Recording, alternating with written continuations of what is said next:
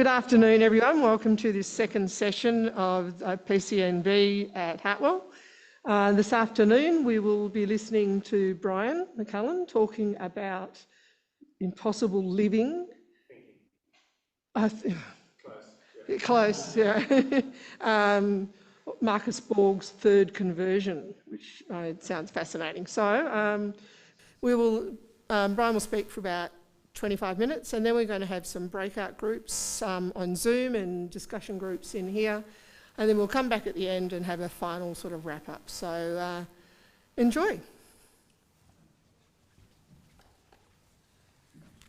Hello everyone. It's nice to see all those faces online. I can see a few of you. Some people's cameras are still coming on. Everybody's reasonably far away, but I can't kind of jump into the middle there because of the way the audio and stuff is working. So yeah, it's good to be here again. Sorry you get me the first two times and back to back. As I kind of said with the talk that I gave a month ago, I'm almost certain that that some people won't necessarily agree with everything I say, which is hopefully a good thing. I'm certainly not trying to convince anybody of this perspective, but hopefully it's something that in our groups we can kind of wrestle with and see where we go. As I said last week, just for those of you who weren't here before, I think I'm wrong with 50% of the things that I say. I just don't know which 50% they are, but hopefully you guys can tell me. So in terms of today, I'm going to talk a bit slower. I realize I've started too fast. So I was reminded last time that I'm talking way too fast, so I'll definitely slow down. It's kind of three components. I'm going to talk a little bit about death, being Easter, and then I'm going to speak a little bit about impossible thinking, which resurrection raises, and then I look at Marcus Borg, who's an interesting case study as somebody who changed his view on some things and has kind of influenced my life quite radically over the years too. So that's kind of the trajectory. When I think about the Easter story, I don't automatically think of choirs or lilies or angels floating around an empty tomb. For me, Easter calls up something more elemental, more universal. It speaks to the deep rhythm of the universe, a rhythm of death and rebirth. We see this everywhere, in nature, evolution, the very atoms that make up who we are. Atoms don't disappear, they're recycled. Stars die, and their remnants become the building blocks of new worlds and new people. The seasons turn, and every winter, nature reminds us that death is real, but so is spring. And the Christian story, at its best, is not far removed from this, or shouldn't be. It's part of that rhythm, death and rebirth, loss and renewal. In our own lives, we know this. Things have to die so that something new can be born.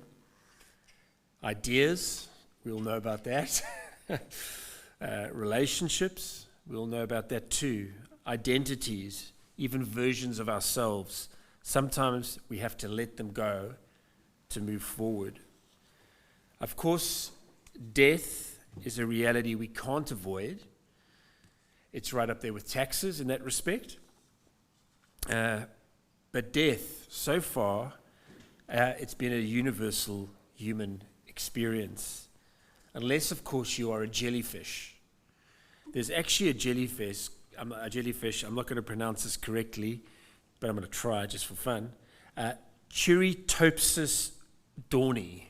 I'm almost sure that's not right, but anyway. Scientists call this jellyfish biologically immortal.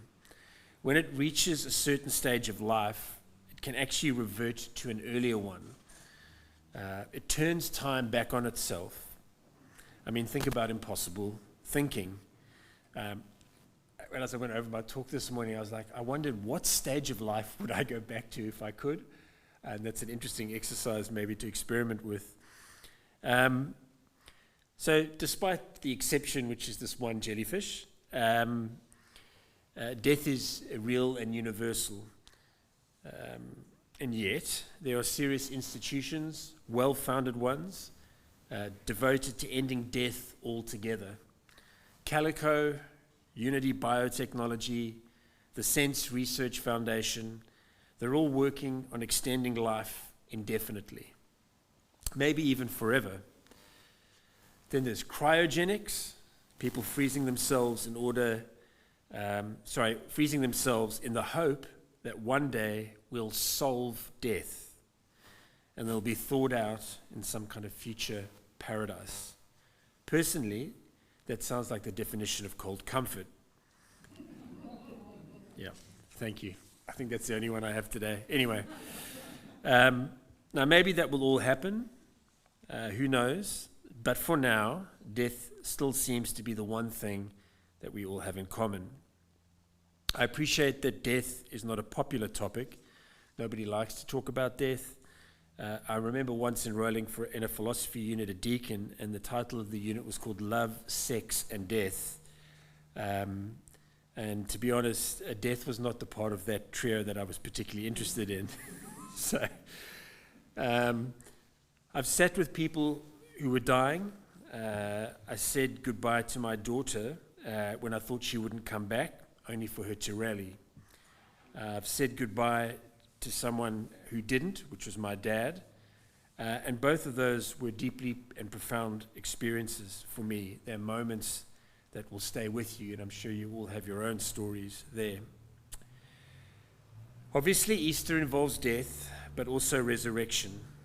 And for those of you interested in the historical Jesus, there are different ways of understanding what happened. I won't go into all of it. Leslie, you remember I did that one Easter Sunday about a year ago. Was it a bodily resurrection? A spiritual one? A metaphor? A soul escaping this world? I'm really not here to argue for any particular interpretation. For me, though, and this is just me, and for Marcus Borg, at least my reading of Marcus Borg, everybody has their own, we'll talk about later, it's enough to say that something happened. The disciples had some kind of transformative experience of Jesus after his death, something they couldn't shake.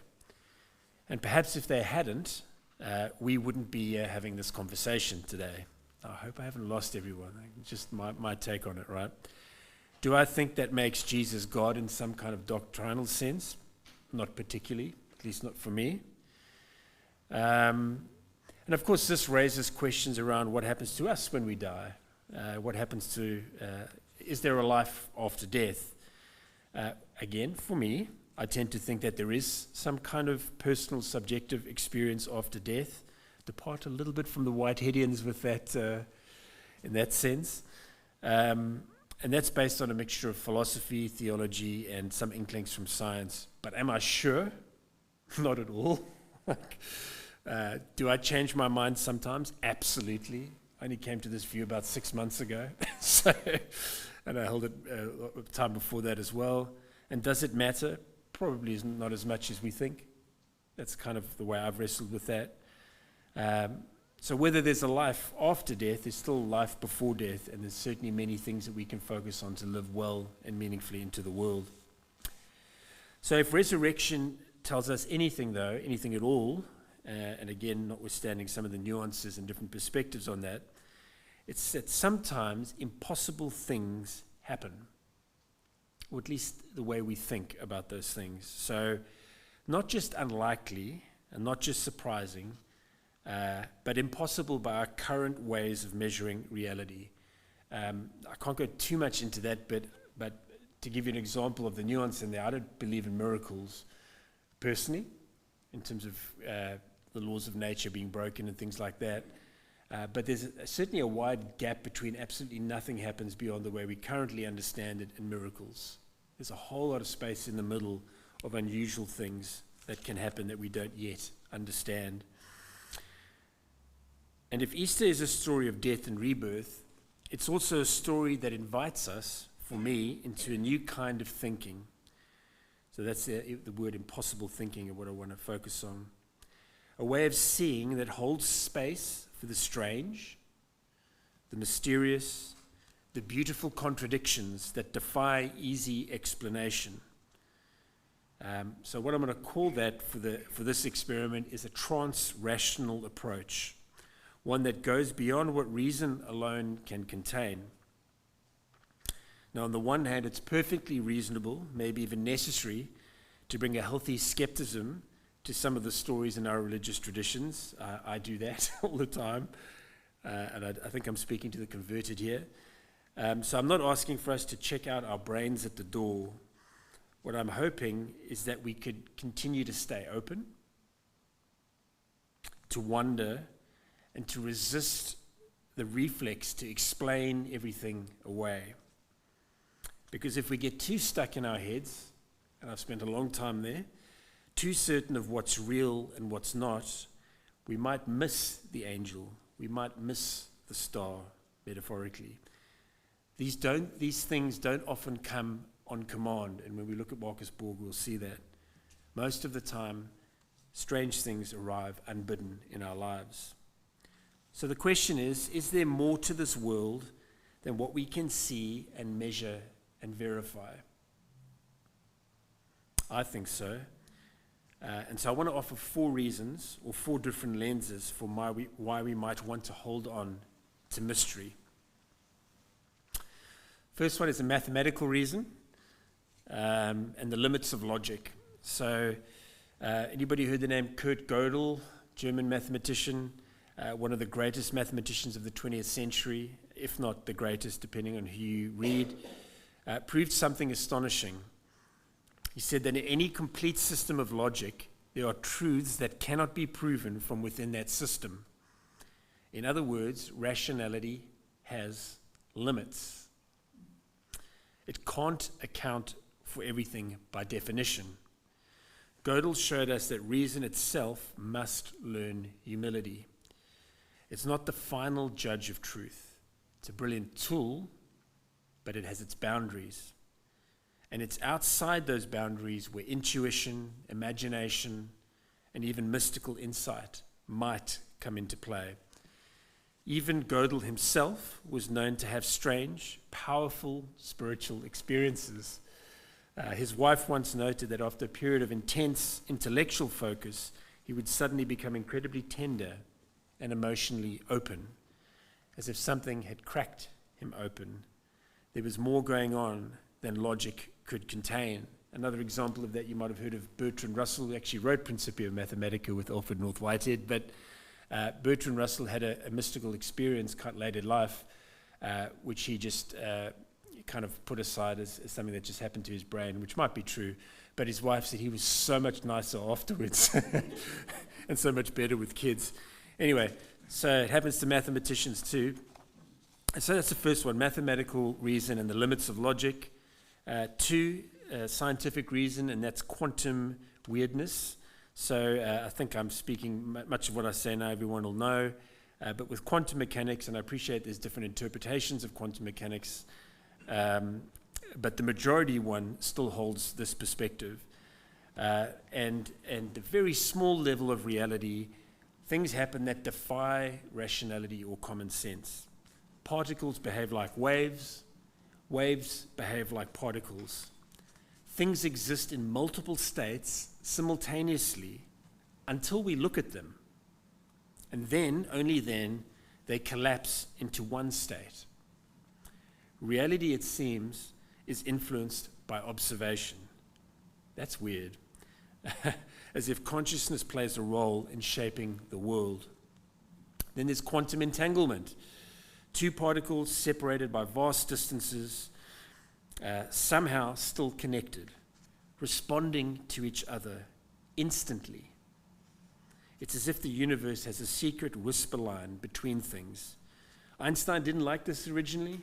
He called it spooky action at a distance. That was his terminology until he came to look at the science. So science, the most rational enterprise we have, sometimes begins to sound like poetry at the edges. It breaks our categories and it invites awe and imagination. So maths, science, evolution is the next one. Our senses are not the whole. We are evolved animals. I don't think I need to maybe make that, justify that to this crowd. But we're shaped by survival. Our senses evolved not to perceive truth. I know it's quite a radical idea, but our senses did not evolve to perceive truth, but to keep us alive, to avoid tigers, to find food, to connect with others. That means that our perception of reality is incredibly narrow. We only see a sliver of the light spectrum. We only hear a fraction of the frequencies around us. We don't even know what we're missing. So is it possible, just possible, that reality includes things we simply don't have the apparatus to yet perceive? That something more might be going on just beyond the reach of our five senses? And then lastly, a philosophical reason, the mystery of beginnings, I'll call it. I'm sure you've had that experience of, let's see, where you're lying under the stars and you think, where did this all come from? You have that kind of moment, and then you go, did it have, or sometimes you'd say that about God, but leave God out of the question, like, did it have a beginning? Did this all have a beginning? And then you go, well, that's weird. How can something come from nothing? And you think, well, the only option to the universe having a beginning is that there's some kind of eternal reality that's been there all along. And that's the question that the Jewish philosopher Martin Buber wrestled when he was 14, said it almost drove him crazy when he realized that both ideas, that time had a beginning or that something has existed for eternity, are both illogical and make neither sense. Yet one of them has to be true. So, people like Martin Buber, Paul Tillich, thinkers like them, remind us that we're always brushing up against ultimate mystery. Tillich calls God the ground of being. Meister Eckhart says that God is the name we have for it until we get close enough to realize that that name might not be helpful anymore. So 4 lenses: maths, science, evolution, and a philosophical perspective. So I think, for me at least, all these, and there's others, lead towards a trans-rational way of seeing. It's not anti-rational, it's beyond rational.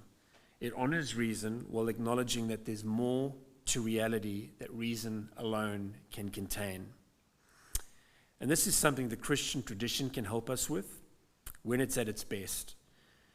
Too often, we've gotten stuck, sometimes in pre-rational spaces, naive certainty, magical thinking. Other times, we've got stuck in purely rational ones, hyper-skepticism, the need for empirical proof. But there is a third way. James Fowler calls it stage 5 faith, notwithstanding some of the complexities of Fowler's model, and to put that aside for the moment. He speaks about conjunctive faith.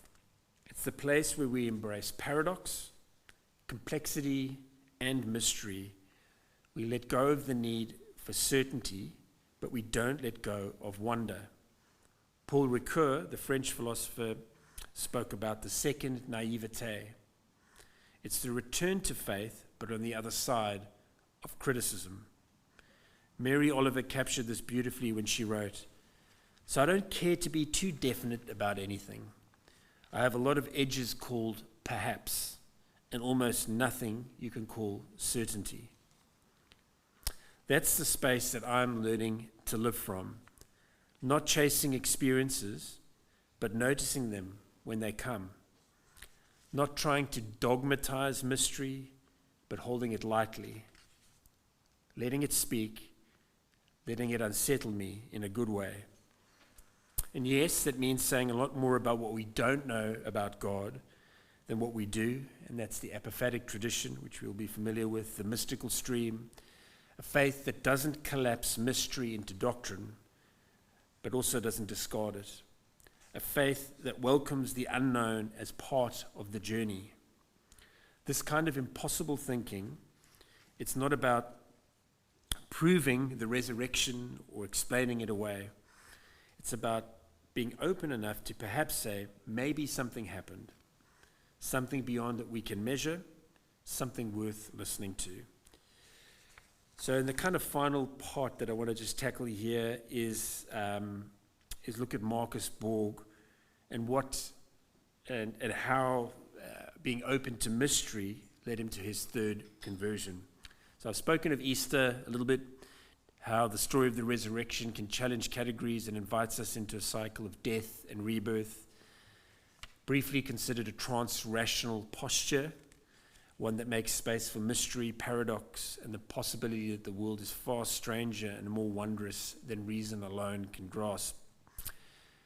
So let's see, this third section is somebody who's taken this journey towards a trans-rational space personally, and that's Marcus Borg.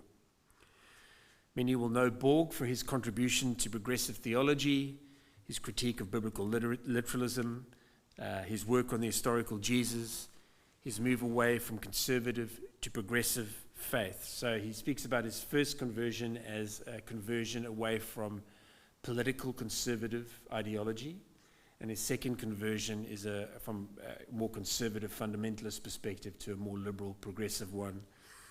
But sometimes we stop there and we don't talk about his third conversion, one that wasn't sparked by ideas but by experience, one that didn't arise in a classroom or textbooks, but in golden light and winter fields and trade tables on aeroplanes. In Borg's own words, he said, "My third conversion was much more experiential than my first two. The trigger for my third was a series of experiences. They weren't the product of thinking, even though over time they have greatly affected my thinking. They made God real to me." End of quote. This was no longer just an intellectual transformation. This was something else, a mystical transformation, a shift in consciousness, a loosening of the boundaries between self and world, between here and there. Borg describes these moments with both awe and restraint. A winter drive through rural Minnesota where the light turned golden and suffused everything. The trees, the snow, the road signs, all glowing. And in that light, he experienced a falling away of the boundary between himself and the world. No longer a subject observing an object, but a deep interbeing, as Thich Nhat Hanh would say. Borg says this further: "I became aware not just intellectually, but experientially of the connectedness of everything. My sense of being in here while the world was out there momentarily disappeared. It had been the richest minute of my life." End of quote.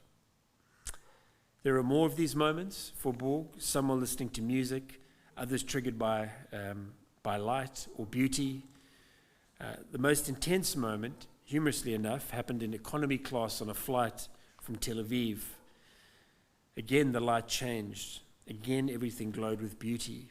Even the person he had been previously sitting with and found it difficult to look at for a whole bunch of reasons radiated divine beauty. He says this: "My face was wet with tears. I was filled with joy. I felt that I could live in that state of consciousness forever, and it would never grow old. Everything was glorious, filled with glory." End of quote. Now, we might hear these stories and think, that's beautiful, but what does it mean? And those are good questions. And that's the challenge of mystical experiences. It resists easy explanation. Even Borg said, the words are not enough, but the experience changed him. So the question, if someone like Marcus Borg, one of the leading progressive Christian voices, I think, over the last few decades, could have a mystical conversion in his own words, could we be open as progressive Christians to that unusual kind of experience? It's a question that we can wrestle with in our groups. I'm not saying we have to be, it's a question that I'm wrestling with. To experiences that cannot be explained or proven, but are real nonetheless. This is what Dale Allison talks about in his book, Encountering Mystery. He's the New Testament scholar at Princeton. He shares his own moments that defy rational explanation in that book. It's a book worth reading, and insists that the experiential must not be dismissed simply because it does not fit into our tidy categories. These aren't arguments for certainty, they're invitations to humility. And if we return to the Easter story, it's easy for us to reject a literal bodily resurrection, which I've done, and perhaps many have as well. But does that mean that there's nothing more going on here than metaphor? For me, I say perhaps not. Borg didn't think the resurrection was about Jesus' corpse walking out of a tomb. But he did believe that something happened, something real and something transformative. He wrote, "The experiences of the risen Jesus were visions, but not simply subjective projections. They were not products of imagination. They were real encounters with the spiritual reality." So in a way, I think this is impossible thinking, or somewhere in that direction. It's not irrational, but it's certainly transrational.